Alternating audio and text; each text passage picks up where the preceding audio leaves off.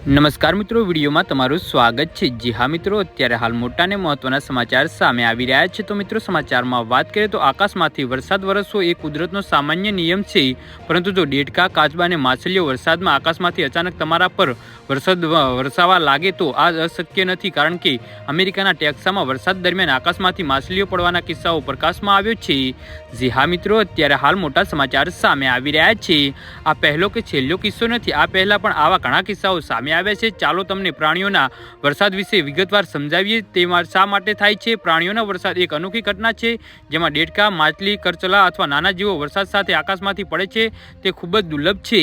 જી હા મિત્રો, એવું માનવામાં આવે છે કે પ્રાણીઓનો વરસાદ વાવાઝોડા, તોફાન અથવા પાણીના બબલના કારણે થાય છે। જો આપણે તેમના વિશે વિગતવાર સમજીએ તો પાણીના બબલ એક પ્રકારના ફરતો જોરદાર પવન છે, જે નાના પ્રાણીઓને પાણીમાંથી ખીંચી લે છે।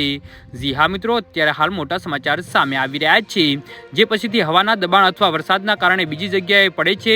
તમને સામાન્ય રીતે સમુદ્ર, તળાવ અથવા નદીઓની આસપાસ પ્રાણીઓનો વરસાદ થવાની ઘટનાઓ જોવા મળે છે। સરળ શબ્દોમાં કહીએ તો આ પ્રકારનો વરસાદ ફક્ત સમુદ્ર, તળાવ અને નદીઓના કિનારે જ થાય છે, કારણ કે અહીં બનેલા ટોર્નેડો અને તોફાન માછલીઓ અને અન્ય નાના જીવો માટે ખૂબ જ જરૂરી છે। જો કે તેના દાવા ઘણી જગ્યાએ બનતા રહે છે, પરંતુ હોન્ડુરાસ એક એવું સ્થળ છે જ્યાં દર વર્ષે પ્રાણીઓનો વરસાદ થાય છે। જી હા મિત્રો, તો આના વિશે તમારું શું કહેવું છે તો કમેન્ટ બોક્સમાં જરૂરથી